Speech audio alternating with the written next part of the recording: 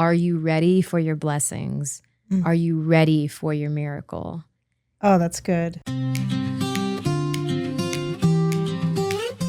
Hi, welcome back to Holding Space with Tracy E. Gilchrist. I want to wish everybody a very happy 2026, although I also want to acknowledge that this week has been really hard. It's the first full week of January of this new year, and the news cycle has been punishing and brutal. So I hope that you are all taking care of yourselves, reaching out to family, friends, or loved ones when you need it, taking care of them, and we're all taking care of each other. That said, I now want to introduce our incredible guest today, who spoke a lot about taking care of each other. She is an actress on a hit TV show, Grey's Anatomy. She was in Inventing Anna. She was on The Bold Type. Her background includes playing the violin and as a figure skater. She's also a singer and a choreographer and songwriter, and she's just an incredible human. So without further ado, I want to introduce Alexis Floyd.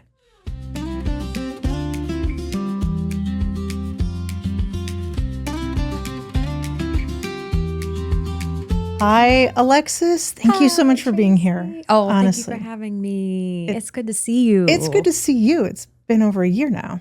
Yeah, whoa, that happened fast. 2024. Out 100, 2024. Wow, okay. I blinked and the year changed 2025. Twice. Yeah, that too. That too. I mean, so to that end, with everything that is going on in the world and the ups and downs of life, I do like to start by asking, truly, how are you? Oh, thank you. And I don't always take a beat to like think about what the answer to that is and then answer that. But the truth is, I'm well. I've taken some time at the top of the year to go up to the mountains in Lake Arrowhead with my dog and just What's your dog's name? Zaya. Her name is Zaya. She's a big old mix. And she's about 2.5 years old now. So she's like right in between puppy and she's like a teenager. I love that. I love that for her. She loves that too. But yeah, we just took some time to be creatures of the natural world. And I felt lucky that I've gotten to start the year slowly. And I'm hoping to kind of integrate a sense of slowness into 2026 because the external pace is exponentially accelerating. So. It hits. Yeah. How about you? How are you?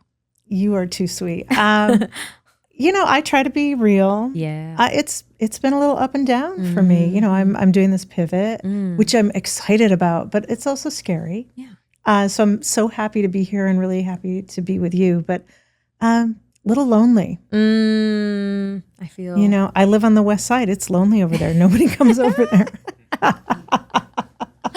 Joao, you need to come over. My producer needs to come see me. We're going to come together, you and I. But Alexis, you are too sweet for asking. Thank you. Oh, thank you. Yeah. I want to know. And I'm glad and I'm proud of you. I really am. I'm proud of you for seizing the moment and running like with this sense of light and purpose and creating community yourself, because like that's a really brave thing to do, is to be like, okay, I'm kind of now in charge of like who and what kind of energy is in my life. And I do love that. That's big. Yeah. Thank you so much. Yeah. But and I want to thank Joao, my producer, because he's making it possible for us to do this in studio, and and a few other friends who are just really supporting. So I'm really grateful to all of that. Yeah. Well, and some great publicists. Cool. Yes. That's a powerful. Yeah. Yeah. Shout out to all the publicists. We love you for what you do. Thank you. You're very sweet. Thank you for all of that. I know you mentioned that you were at Lake Arrowhead earlier this month. What about the holidays? How do you celebrate those? This was a really special holiday. So my mother and my brother and I went to Ghana. We went to the continent of Africa for the first time. And to Ghana for the first time. And that was part of what actually inspired the Lake Arrowhead trip before coming back all the way to LA land. because I think I rooted in a way that felt generational and was in a lot of ways. And to be with your family there had to be really powerful. It was real. I'm still finding the words, and I'm going to take my time finding them because it feels sort of bigger than words can totally encapsulate. But it was tremendous. And it just gave that time of year a kind of redefinition, I think, for all of us, which is refreshing and nice again to like resist a bit the temptation to get a lot done, put a lot of output, you know. Clean the closets and like though that can be refreshing in its own way. Yes, I'm overdue. I just finally, 6 months after I said I would, I finally did it. Well, that's a timeline. You know, it happened. I can say it happened. Yeah. But yeah, it was significant to reroute in that way. I'm glad to hear that for you. Thank you. Congratulations. Grey's came back on Thursday. Yeah, we're back to it. Grey's Anatomy. And I wonder, what was your relationship with the show before you landed a role on it? It was actually a show I wasn't allowed to watch growing up. Oh. So I have this kind of fun relationship to it where it's something I would only see like at sleepovers at friends' house, and I would kind of sneak it from my family. Yeah. So I already kind of had this like personal lore around the show. And then once I was graciously offered to join the family, I immediately rewatched like the first 5 seasons in a matter of what felt like days. I'm sure it was weeks, but it felt like... I mean, it was 23 episodes a season, so... Yeah, I would have had to watch it all day and all night, which I almost did. Right. That's valid. Which is how it goes, you know. I know people have done it in much shorter of a time. But, you know, and it was also the show that moved me from New York to LA, so I was kind of watching it and packing my life. And so I had these really kind of private, personal moments with, especially those early seasons. Which I think the show does for a lot of people. Like, I think it's kind of nourishing, and it's a place of comfort and home growing. And so I have that connection to the show as well. And now it has quite literally become a place that I call home. So really beautiful kind of iterations of a relationship to something that's been around for a minute, giving that to people. Yes. Well, now I have to ask, why were you not allowed to watch it? Those hookups in the on-call room? That's probably the main tea that my fam wasn't ready for me to engage with.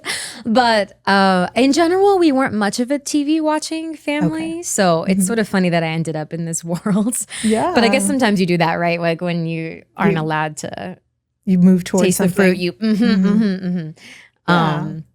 But we watched movies as a family all the time, so I always loved that storytelling space. But TV was always a little bit of a forbidden fruit. So that's probably extreme, but I would say especially when it came to like more adult programming, we weren't totally exposed to that. So it became this kind of like special thing that I could only catch when I was at a friend's house, and then everyone would fall asleep and I'd still be watching Grey's Anatomy reruns. You're like, oh, Kelly, what's up? Kelly, talk to me. Yeah, exactly. That's funny because as a kid, I mean, when I was growing up, there were only like 3 main channels and like, I think an extra channel that was very fuzzy. Right. But my mom called me the walking TV guide because I could recite the TV guide, what was on every night. Oh, wow. Okay. So I was a TV kid. You were plugged in. I really was. Yeah. What was your favorite show growing up? I was really, as a little kid. Yeah. Little kid first. Little kid. The Bionic Woman. Oh, I've never seen it. It was there was the $6 Million Man. He came first, and he had some sort of accident where his legs and one of his arms and his eye were replaced with robotics. Okay. So it made him stronger. Okay. And then they had the Bionic Woman, who her legs and arm and I think her ear she could hear.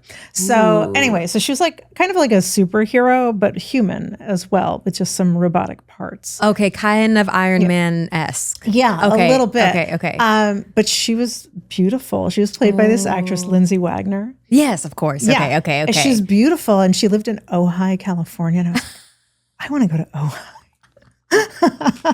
That's also such an amazing place for a bionic woman to live. Like such a kind of spiritual. She was spiritual, and she'd be like leaping over, rocks and stones in Ohio. This is what I hope for the AI age. I hope all the robots are just like very spiritual, like holistic beings who just want to like fly over the mountains. Yeah, that's what I want. So that was my favorite show as a very little kid. Okay, I need to check it out. Yeah, she was great. Was there anything you weren't allowed to watch? I wasn't really allowed to watch sexy things. Yeah, right. But I could watch like horror. Okay. Which I was right. As an adult, I'm like, why? Yeah. But I did watch some crazy things as a pretty young kid because my mom was taking a Spanish class at night. So cool. And she would ask me to watch some shows and then tell her what happened. And then only later did I realize like how adult they were. There was a show called Soap. Okay. Billy Crystal was on it. Wow. He played a gay character. I mean, that show was wild. And another one called Mary Hartman. These were so dark. And I think they really informed, dark but funny. Yeah. They informed my my dark sense of humor. Oh, that's really cool. At a young age. So then I was like, ooh, give me all the John Waters movies. Yeah, I'm ready for this. Yeah, you have nothing on me. But anyway, you're so good at asking me about me, but this is about you. Sometimes I'm just like, we're hanging out. Yeah, we are hanging out. It's good. It's good. So I have a central question. Okay. And it is really born out of, I don't have to explain it to you. You know that I went viral for holding space with the lyrics of Defying Gravity. Indeed. And so what I was getting at that point was, I did that interview 2 days after the election. Yeah. That song was changing its meaning, even for people who had loved it for 20 years. So my question to you is, what is your Defying Gravity? What is the piece of music, art, film, TV that's been with you throughout your life and that changes over time? Yeah, that piece is so beautiful, the evolution of something you love all of your life. Yeah. There's this song off Chance the Rapper's album Coloring Book, which I think is a perfect album. Yeah. And it's called Blessings Part 2. And the verse is this delicious cultural centerpiece of Black spirituality, of the South, but also just kind of human relationship to the things we love in our lives and the things that give our life a soft sense of meaning and connectivity and purpose and the deliciousness of togetherness over generations. And then it transitions into this refrain that has a lot of my favorite artists on it, Anderson .Paak, PJ Morton. And it becomes this kind of ritualized chant in itself. Yeah. And over again, he says, are you ready for your blessings? Are you ready for your miracle? Oh, that's good. I don't know this, but I'm going to listen to it. Please do. I encourage everybody to like sit down with a warm cup of something you love to drink and drink it in. But it's such a beautiful reminder. And I love that it's a question too, and how that bubbles up all of this personal insight and reflection, at least for me. Yeah. But I love the idea that it isn't always about having to work excessively hard to get what you want, or having to climb some sort of proverbial mountain to get what you want.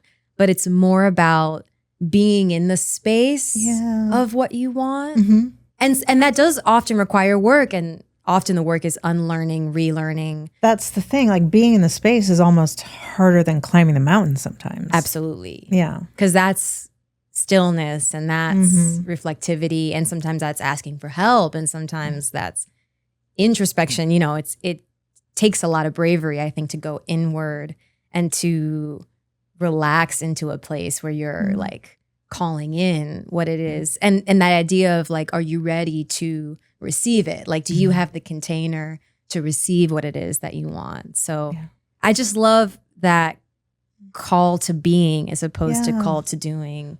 When did that song come into your life? The first time I heard it, I was just sitting at home, I think listening to the album in its entirety on my computer, which was not the plan. I had planned to like put it on and sort of enjoy it while I was getting some things done. And then it was one of those albums where I was like, I'm actually sat in this chair and I'm going to receive every word of this. And when I got to that song, which is like at the end of the album, it, you know, it feels like the whole album in some ways, like priming you to receive the medicine of that. Yeah. And then it became my on the train song in New York, like on my way to an audition, on my way home from an audition that maybe didn't go so well. Or after I saw a play that like lit up a part of me I didn't know was asleep. I always return to that song when I want to kind of like download some wisdom or some energy that felt inspiring or like it was calling me towards a new adventure. And then I will never forget the time I heard that song that really clicked for me, that it was like this kind of bigger presence in my life. I was cleaning my room back in New York and I was lighting some candles, kind of moving some energy around and playing the album, got to that song. I remember pausing what I was doing, sitting down and just like let it land. And when the song finished, I turned over my phone and my phone was ringing and my manager was calling to let me know that I was going to be working on Inventing Anna, which was one of the most... God, it was pivotal. Certainly for me. Yes. Certainly for me. Yes, that's like chills worthy. It's one of those songs. It's one of those songs that I think is like maybe other entities are speaking to me through that song, but it lives, it has a life of its own in my life. Yeah. Thank you. Thank you for sharing that. One thing I want to know is I love that you're talking about listening to albums because I have some friends that I share music with and they're a little bit younger. They don't listen to albums. I'm like, this is a whole story. Yeah.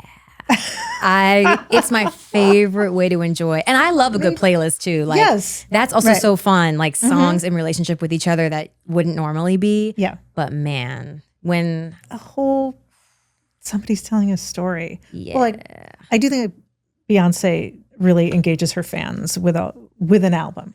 Absolutely. And Taylor Swift. Yes. And I think those fans are looking for that. But in general, people are not listening to albums as much. It is interesting because as our technology evolves and our social space evolves online, it does feel like more and more there's like a wave of the kind of more bite-sized consumption of things, which I don't necessarily think is bad, but I really appreciate when there's an offering that feels like this is a whole sort of with arcs and spherical like thing to be. Do you have a favorite album? You're so funny. I just love, and I love music. Okay. I mean, this is for a lesbian of a certain age. Yes. This is probably pretty standard. Okay. Joni Mitchell's Blue kind of it's perfect. Stands out, right? Yeah. There is an album that in terms of its storytelling and visually, if you go to watch the videos, Eurythmics' Savage album. Oh, I don't know. Do you know Eurythmics? No. Annie Lennox. Like I know, yes. Yeah. So this album was 1987. Okay. The big song from it was I Need a Man. Okay, got it. And she's like in a kind of a fright wig and a gown.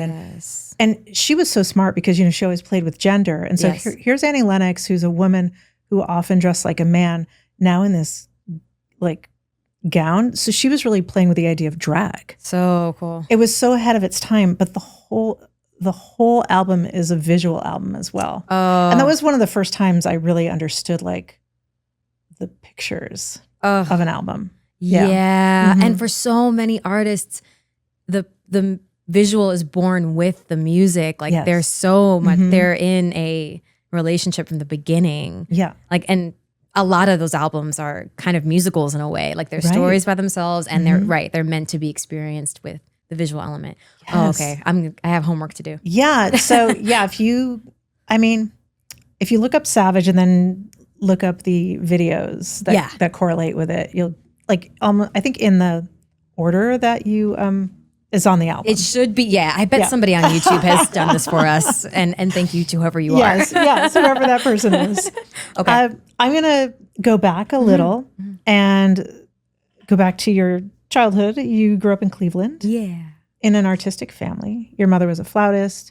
I guess your dad was a singer as well. Yeah. A tenor. Mm-hmm. And you were a figure skater and a violinist. Yeah. Wow. And then also I had read, or I think I heard on Made It Out Pod, you talked about how your family was also structured. So I'm kind of interested in this because I just heard Anna Gasteyer on Amy Poehler's podcast talk about her artistic endeavors, but that also her life was very structured and that she played violin and how it was, that's practicing that is actually just a very structured life. Yeah. So I wonder, can you talk a little bit about that duality of artistry and structure? Yeah, that's a beautiful question. And that's something I'm still talk about playing with and like massaging my relationship to, and kind of always going to leave room, I think, to redefine.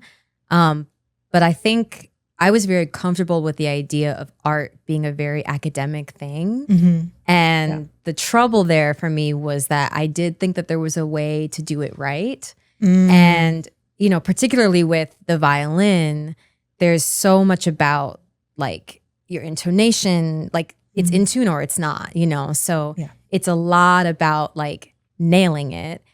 And then from there, we can find expression and like our interpretation of a sonata or of a concerto. But it starts with like nailing the runs and like, you know, shaping the piece. And there is a correct way to do it. Yeah.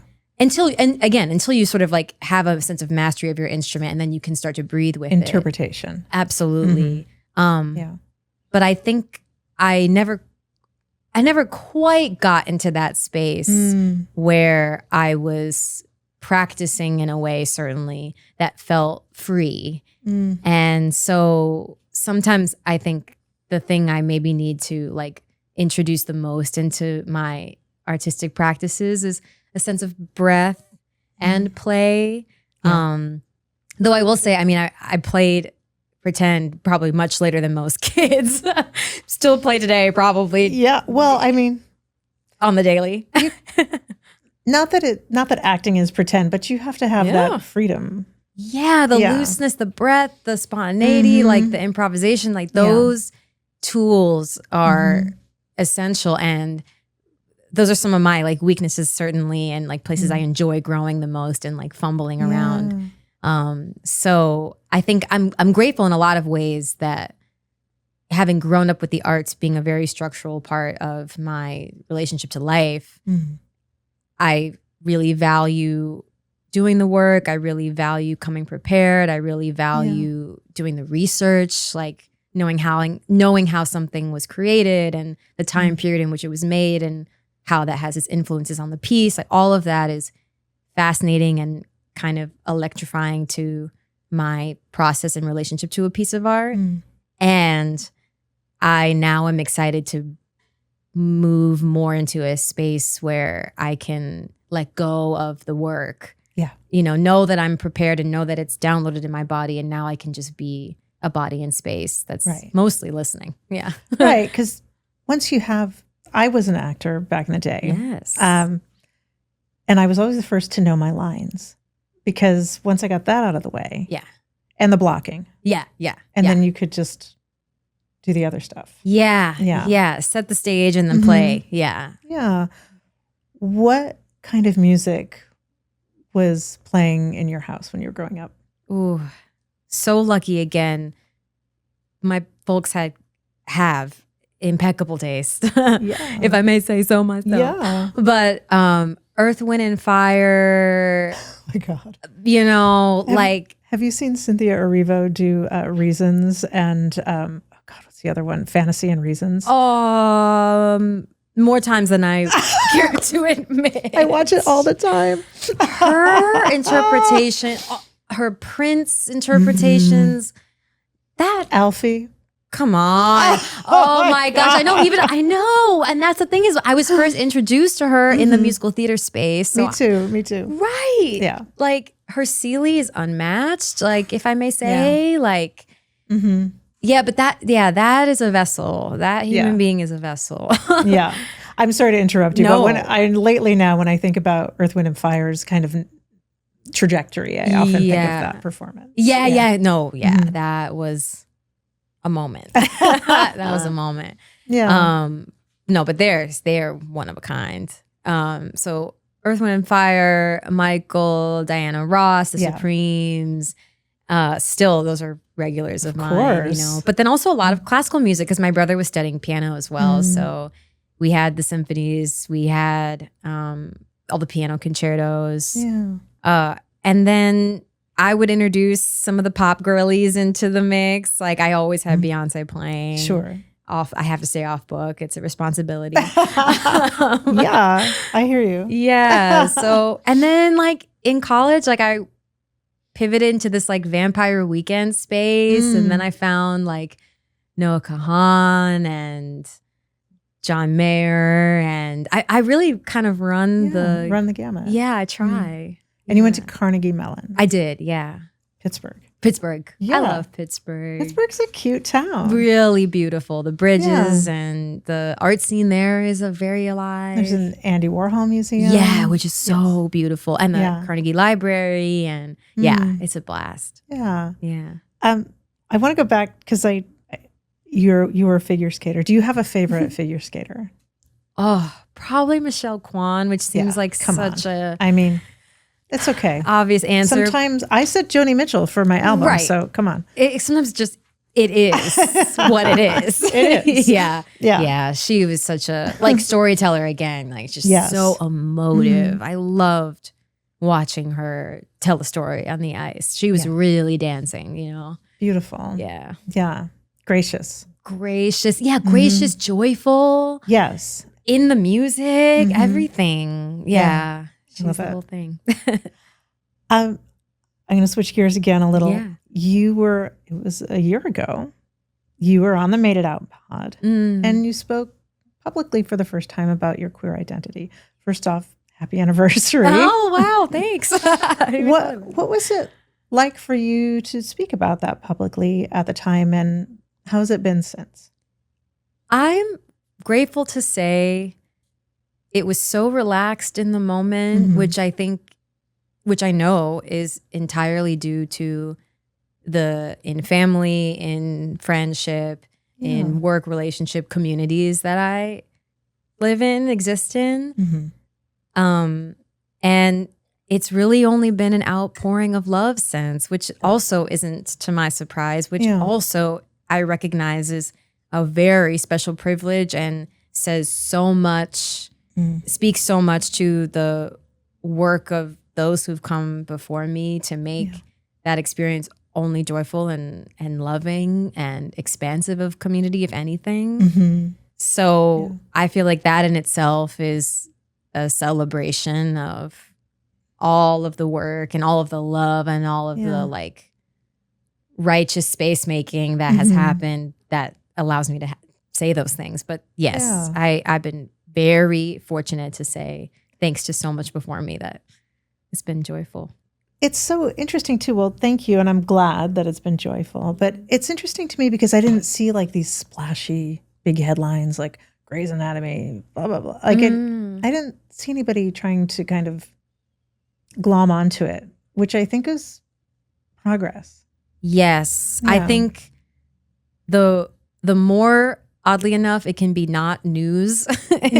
You know, the more that it isn't like a splash, I think the more, like you said, that means culturally, like we've really made some room for the definition of someone's existence to be simply that. And mostly actually internal personal experience than it needs to be anything more than that. And if anything, like I think the more we just share who we are, the more we realize how, especially that like the idea of being queer being more of a statement about where someone belongs, like, you know, and I think the more that we can like see it as that, it's a way of saying like, I'm one of you, you know? Yeah. Yeah. Well, we love having you. Thank you. Thank you for having me. Yes. You also spoke in that interview very eloquently about your dad's identity and how he came out to you when you were about 12 or 13. It was a bit later, actually. You and your Yeah, like second year of college. So I think I was so later. Okay. Yeah, 18, 19, something like that. How did learning about your dad's identity, if at all, kind of affect your coming into yourself? Yeah, I think it gave my whole family a new relationship to self-permission. And there was also something significant about it coming from him, I think, because he very much was sort of the tone setter of the family dynamics, I would say. And because of his background and his profession, it was, and also because we were all sort of on a mission as a family. My brother and I were running around after school activities and trying to do our best in school. So there was like a lot of kind of drive to know the system, follow the system, execute, you know? Yeah. And so it was significant for the kind of figurehead, if you will, of our family to share something so vulnerable and true about his identity, and then watch all of us kind of just accept with a lot of joy and relief. I'll never forget how much of an exhale I felt physically, like as if I had always known on a cellular level, perhaps. Right. And you just want your dad to be happy. That's it. Yeah. And I remember him sharing in that moment that his sort of reorientation to coming to share this truth was also about him recognizing that there is nothing more important than that. And again, having come from a culture that was kind of achievement based, it was a moment of medicine for everyone to have this kind of major reorientation that the purpose of life is to enjoy it. You know, I really love that, because that your family just embraced, right? And individually didn't make it about themselves. No. Because I see so many, I came from a divorced family, and I was always like watching these shows about kids whining and crying about their parents getting divorced. And I wasn't that way. I wanted my parents to be the happiest they could be. Yeah. That's how I felt. Yeah. Yeah. Yeah. So I love that. Yeah. I felt the same. I think, and maybe also that was having been raised in and around the arts, but there was this sense of if we're not doing it truthfully, it's probably not worth doing. Right. You know, because there really is no freedom like the freedom of being yourself. Yeah. Yeah. Exactly. Did the two of you bond over queer identity once you spoke with him about yours? A bit, yeah. I feel like we probably still have conversations to share around that. It's funny because, you know, vulnerability is a muscle, I think, and a skill very much. And it takes time to develop that quality in a relationship, or it can when you're sort of redefining the relationship in a lot of ways. And I think we're sort of navigating those waters now, even just as I am coming more into my sort of selfhood in my early 30s. I still feel like a baby who's like just learning how to walk. But trust me, early 30s is baby. Okay, in that's the best good. way. Yeah, honestly, it enjoy feels good. No, Yeah. thank you. But it does feel like I just kind of like popped out, you know? So I think with that, like, you know, you kind of redefine a lot of your relationships, it seems. And my dad actually just moved to Palm Springs maybe a year ago. So he's a neighbor. Something. Oh, yeah. And that's really cool because I'm seeing him much more. You know how like when you catch up with your parents when you don't see them a lot, it's kind of just like, here's the catch up of what I've been up to. Here's the catch up of what you've been up to. And by the time you finish comparing notes, you're out. You're not learning more about each other. Yeah, at least for us, it wasn't ever in a super deep way when we were seeing each other so quickly. But now when we can like have lunch even and then I'll see you in a couple weeks, there's like a whole different rhythm and tone to our conversations. So I'm excited to keep like learning how to relate to each other in that way. I love that he moved to Palm Springs. I love it for him too. And now we've got prides to go to. Yeah. We've got queer comedy to see. Hunters. And that's right. There's a piano bar. Yeah, the piano bar. No, we have like memories to make. So you got to sing together at the piano bar. Oh man, I would actually love to give that a go. I know he would too. We'll make that happen. Oh, thanks. You also spoke about in that podcast. I did kind of cull from that quite a bit. But you spoke about growing up in the theater world and obviously how that helped you kind of explore your identity a bit. Would you talk about the openness of being in that world of theater? Oh yeah. I mean, that was my first real context for what it means to choose your family in a lot of ways.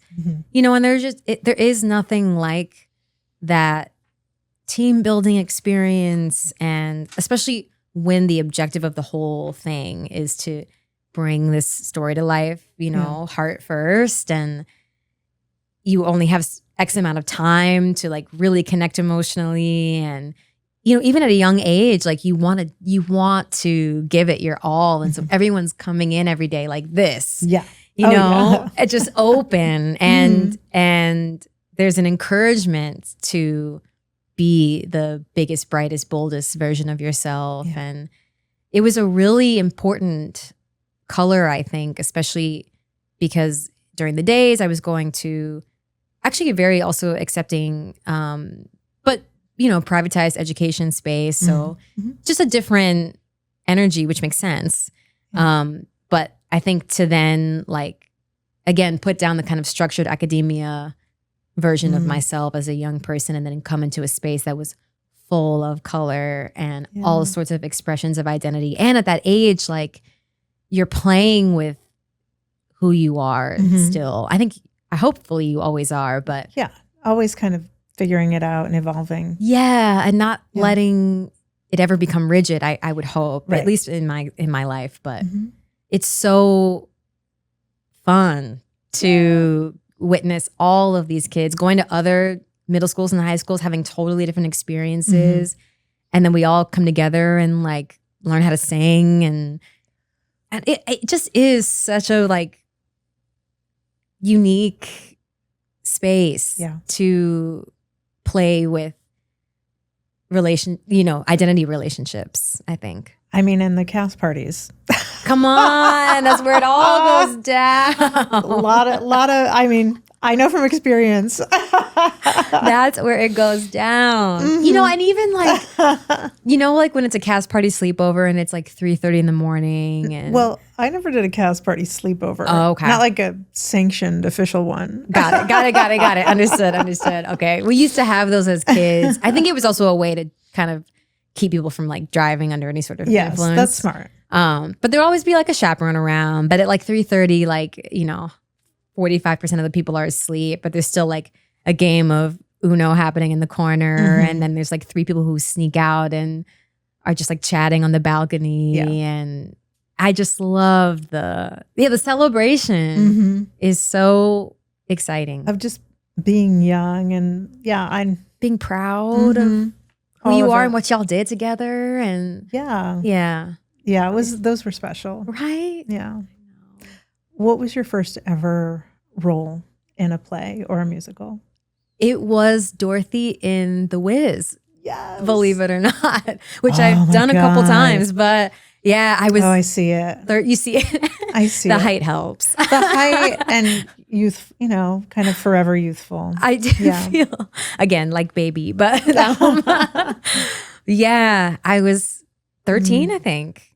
And I couldn't quite get myself around all those songs. Still working on them, but I loved the role and the music. That music is just come on. So we already talked about Cynthia a little bit, but what did you think of her singing Home at the Oscars? Oh, yeah. Again, tears, just so moving. She also is, again, one of those like interpreters where you hear every word.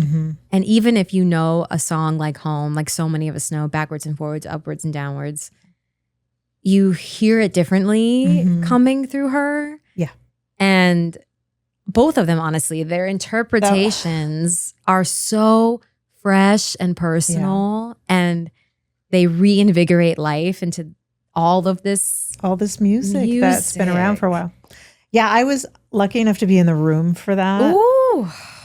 It was can't imagine. Devastating in the best way. Yeah. Yeah. I can't imagine. That and then pairing it with Somewhere Over the Rainbow, like, and again, and Defying Gravity. It was come just on. Like whoever came up with that. Please.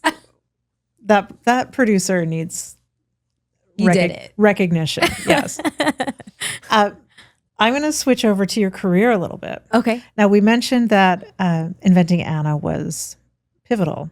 However, and I said this to you when I saw you at the Out 100, I remember you from the Bold Type. Yeah, I love that show. I was such a big Bold Type fan. Same. And you were the only one of Kat's other girlfriends that I was like, okay, she's cool. I'll keep her. But now you played this character who was the girlfriend of a main character whose like main relationship was like a major ship. Major. Kat and Adina. Of course. What was that like? How were the fans? Skeptical at first, maybe, but generally speaking, I actually, I felt the embrace. Yeah, I think were it a also. Good character. No, thank you. Yeah. I loved Tia. Well, I enjoyed that the advent of their relationship at first was very professional. Then it sort of became like a friendship. Then it sort of bloomed into something else. Yeah.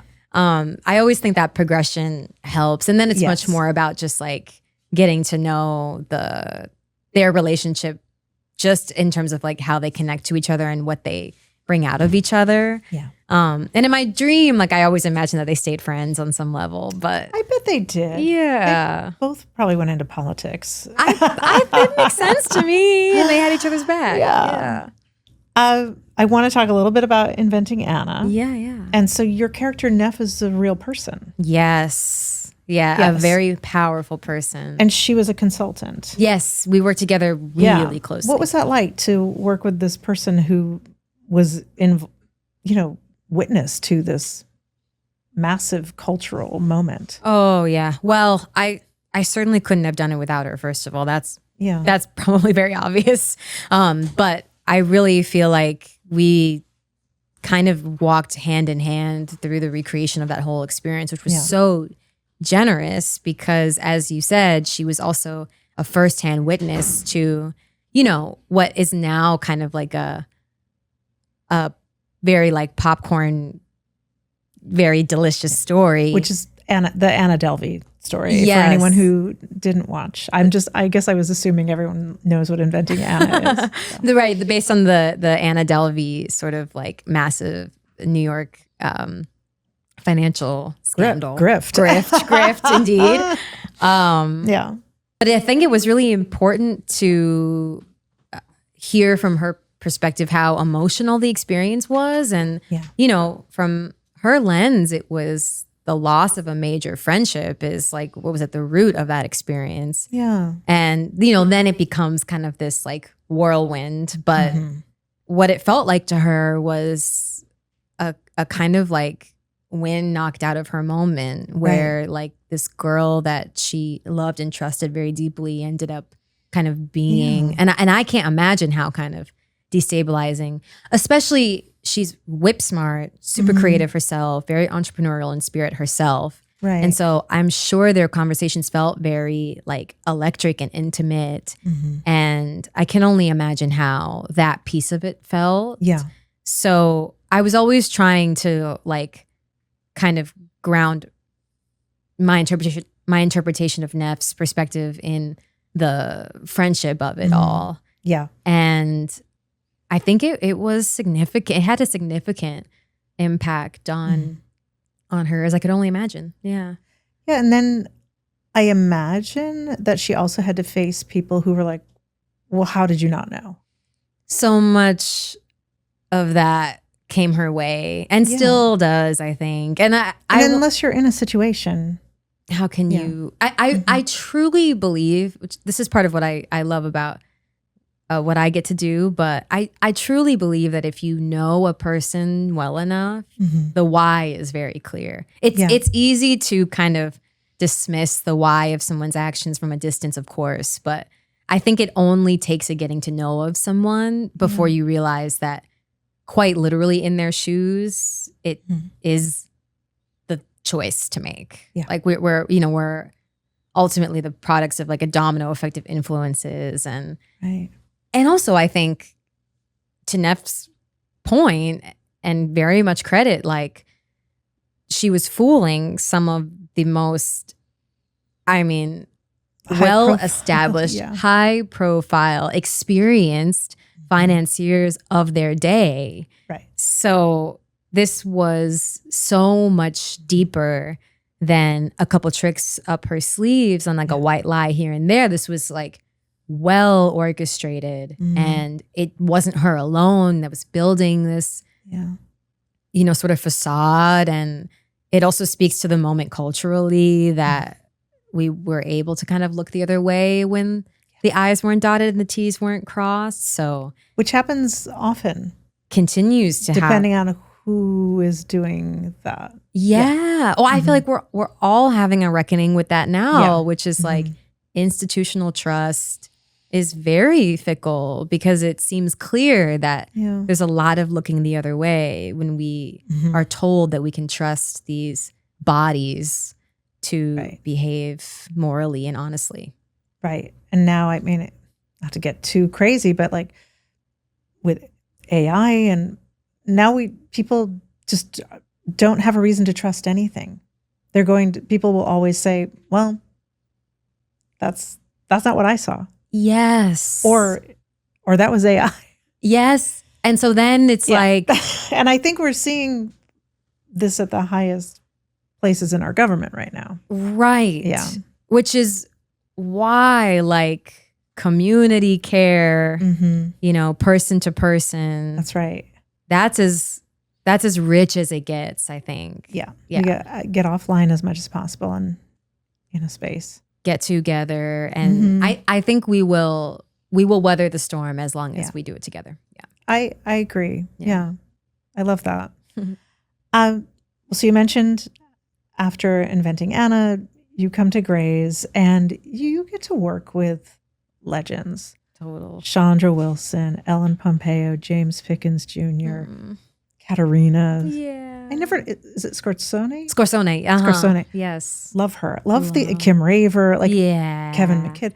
Yeah. What a cast. Oh, really? What was it like walking onto a set with just really like stalwart TV stars? Yeah. I mean, of course, my body was like littered with butterflies. Yeah.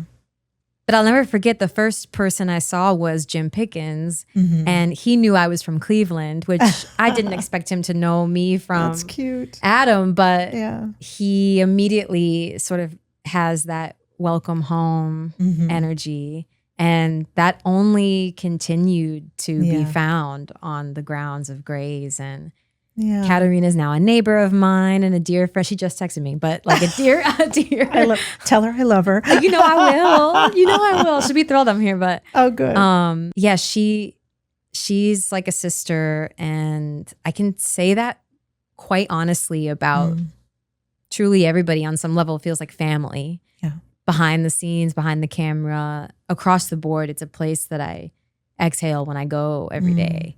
And I know how special that is and rare. Yeah. So it's it's been really significant to call a place like that home, and for it to feel not only, again, like a place full of like really world-class artists on every level, but also really kind people who want to show up for each other.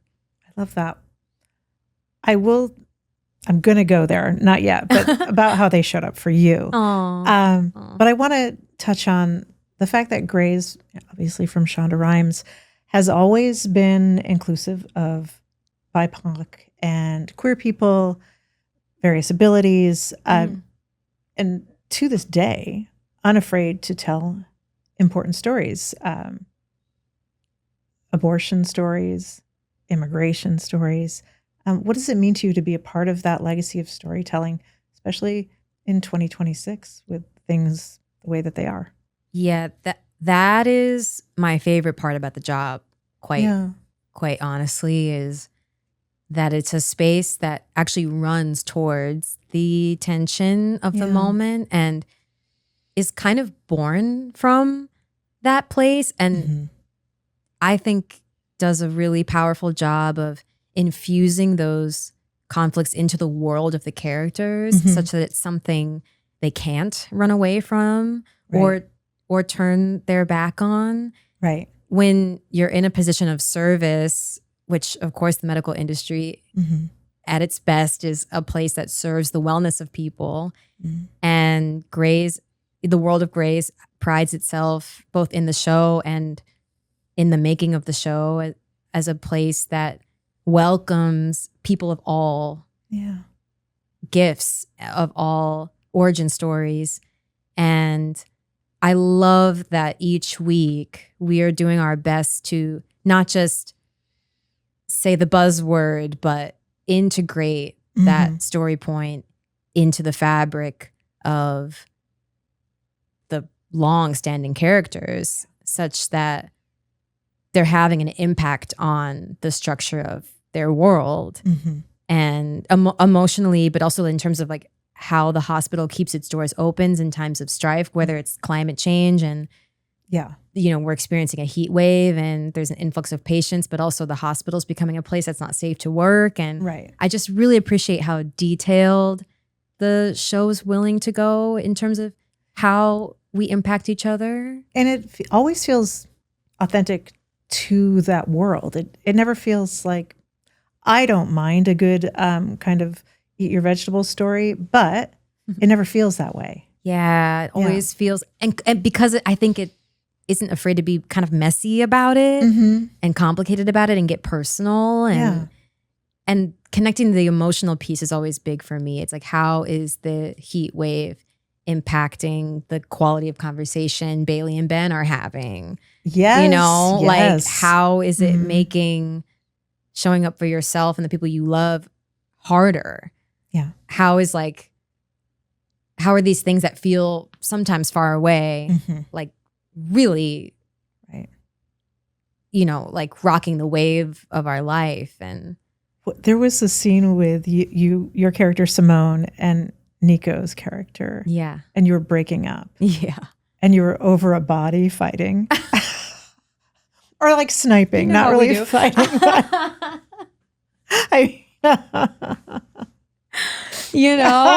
Just a day in the life. Oh my gosh.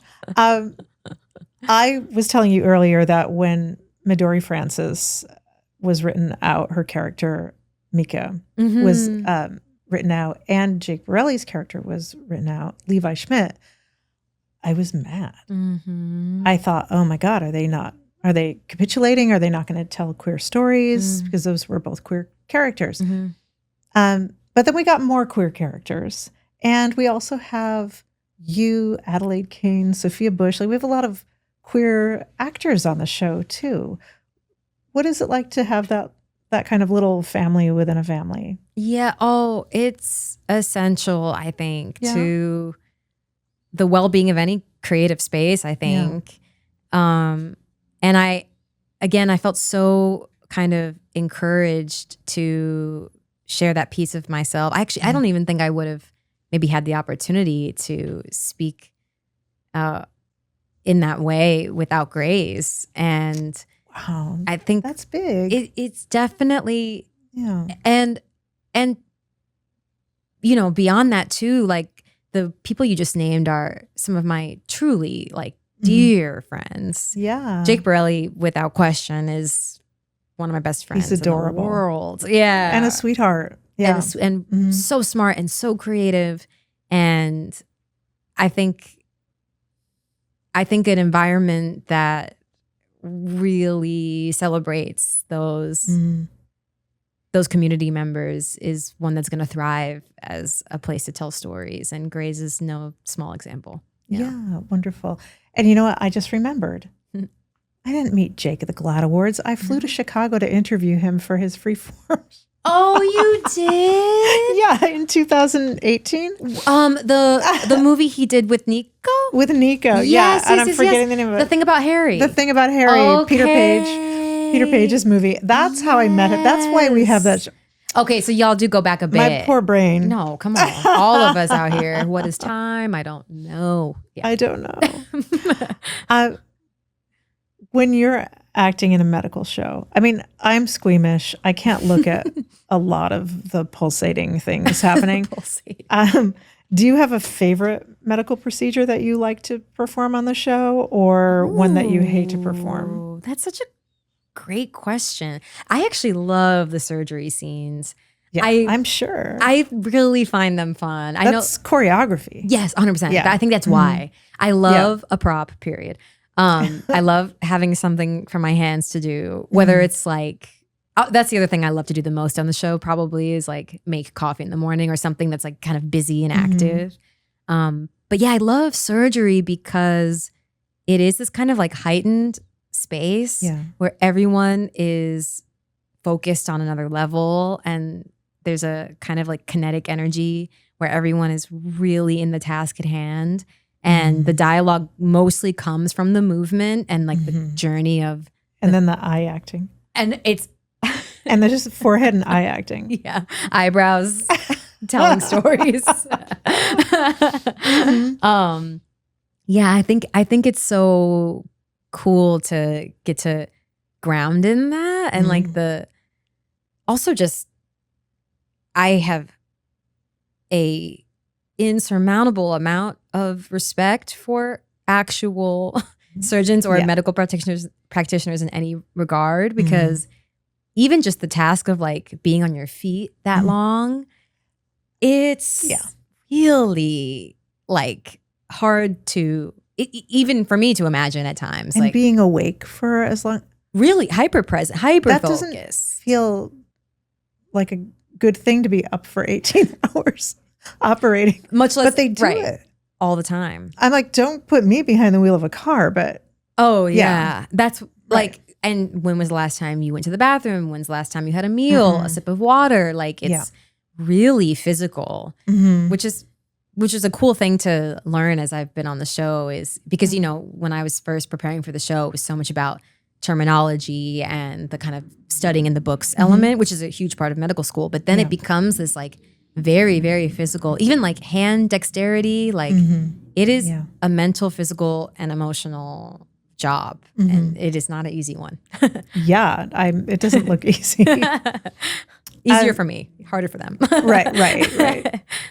You mentioned your family on Grey's. Yeah. And you are a singer. I think you're more than a quadruple threat.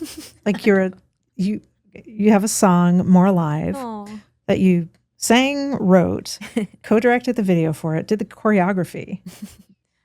And all your friends from the show, Nico Turho, Harry Shum Jr., Jake, JC Elliott, Adelaide Kane, Midori Francis, Anthony Hill, all these people, I'm sure there are some I'm missing, they all showed up to be in your video. Your colleagues adore you. I see why, but what does that mean that they showed up for that?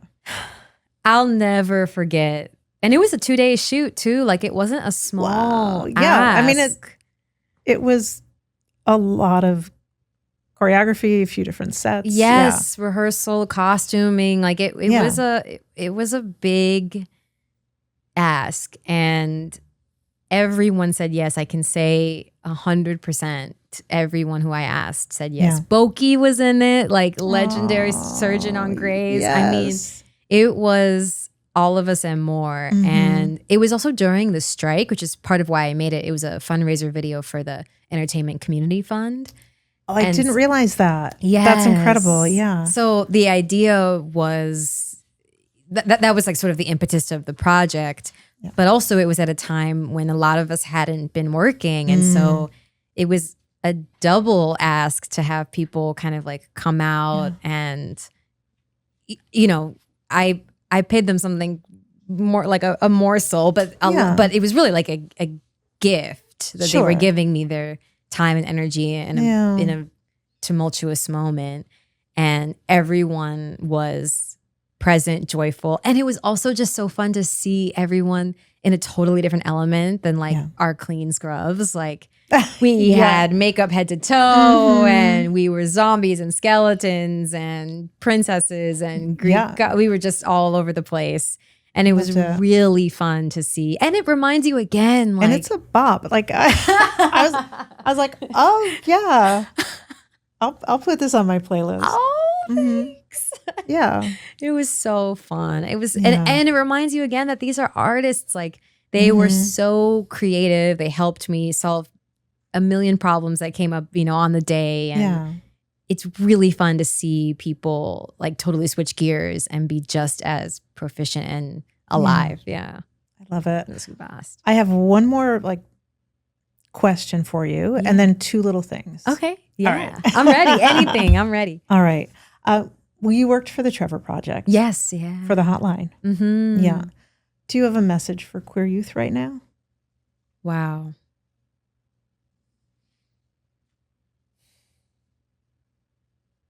Well, the first thing I want to say to queer youth right now is thank you. Mm-hmm. Thank you for continuing to bravely be yourself, beautifully, expressively, in community with each other. I see the way that they're creating spaces for one another in resistance, with joy, and utilizing the technology that we have to be connective and supportive, which takes a lot of intention.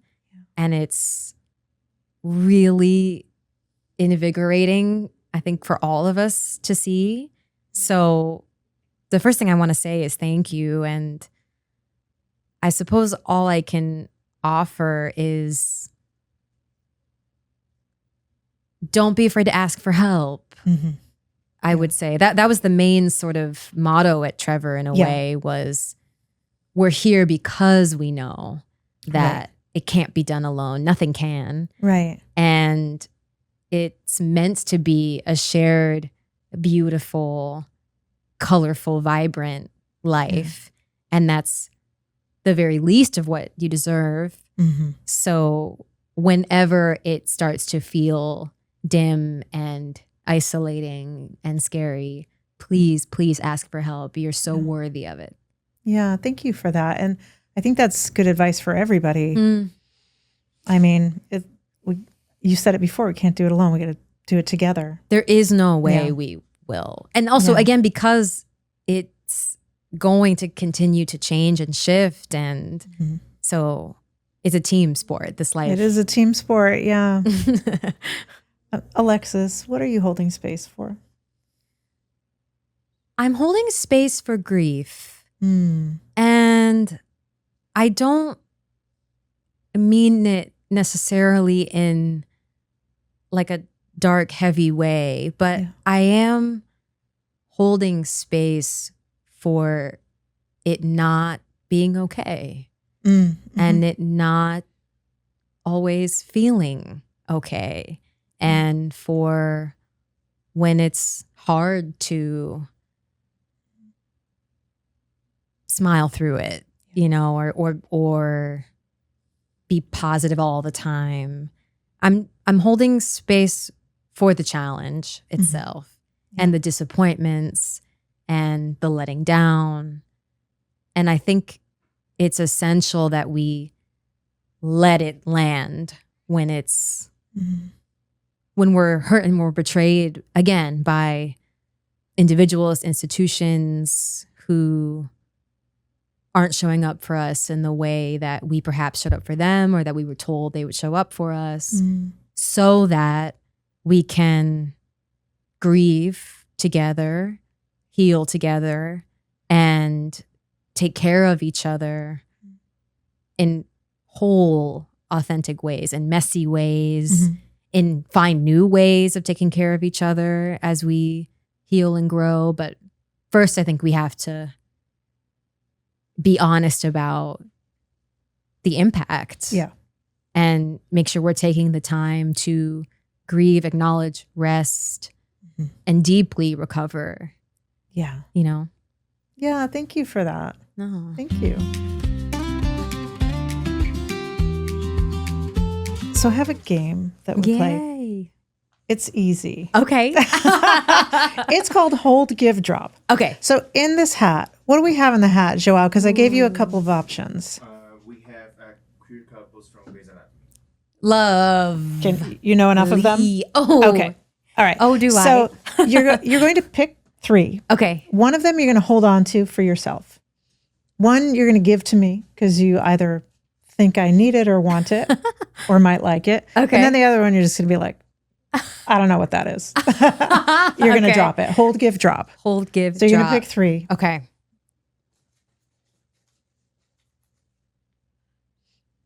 Oh. You want to pick all them? 3? Yeah. Right. That So makes then sense. it's basically as Frankie Grande said, it's fuck, marry, kill. Yeah. And I should have known. It's okay. Thank you, Frankie. Okay. Well, I said all because the first one is Teddy and Cass, Kim and Sophia. How gorgeous. Kim Raver and Sophia Bush. Come on. And that's a new one. It's a new one and it's sparkly, I think. It's so cute. It's so cute. They're so I was so beautiful as happy. well. I was really happy when they did a flashback with Teddy and Sherry Song. Yeah. The freeform to Grey's Anatomy pipeline is strong. Strong. They take care, huh? Yes. And they tell beautiful stories. Yes. Okay, well, the fact that I pulled Levi and Nico, Jake Borelli. That is interesting. Come on. Because there's like at least 13 in there. Yeah, there was a but I knew, we were gonna You just call each other. Yeah. And then these are all good. Arizona and Karina. That is good. I got 3 W's, man. Yeah, those are big ones. These are right, big as well. Yeah. Mm-hmm. Okay. Well, I'm gonna give you Teddy and Cass. I love it. I'll Just take it. Thank you. because- I'm going to put it in my pocket. Yes, and you spoke about them beautifully, and they're with me always. So Yeah. you can I have love that it. little piece. Thank you. Appreciate it. Anytime. I am gonna keep Levi. And Yeah. Nico. It's compulsory. You have to. 'Cause, yeah. Yep. It's just. And you're just going to gently put down Arizona and Karina. Mm, I know it's hard. You know what? You can keep it thank too. you so much. I'm not. Thank you. I can't be rigid. Listen, and fluidity is the key That's in right. any lasting art form. That's so right. we're gonna keep to Well, 2026. that wraps us up, Alexis. I want to thank you so much for being here with me, and then just ask people how they can find you other than on Grey's Anatomy on Thursday nights Oh yes, on ABC. on ABC. Please tune in. And otherwise, I'm hanging out on Instagram a little bit, but I'm Alexis G. Floyd over there, and I'm continuing to share music with the world. So you can find me wherever you enjoy bopping. Yeah. And thank you for being here. Thank you for having me here. Oh, I'm so excited. Yeah. It was a joy. Thank you. Thank you for listening to Holding Space with Tracy E. Gilchrist. Holding Space with Tracy E. Gilchrist is a main character production hosted by me, Tracy E. Gilchrist, produced by Joao Del Stella, co-produced by Mason May, editing and sound by Nick Walker, and executive produced by Joao Del Stella and Tracy E. Gilchrist.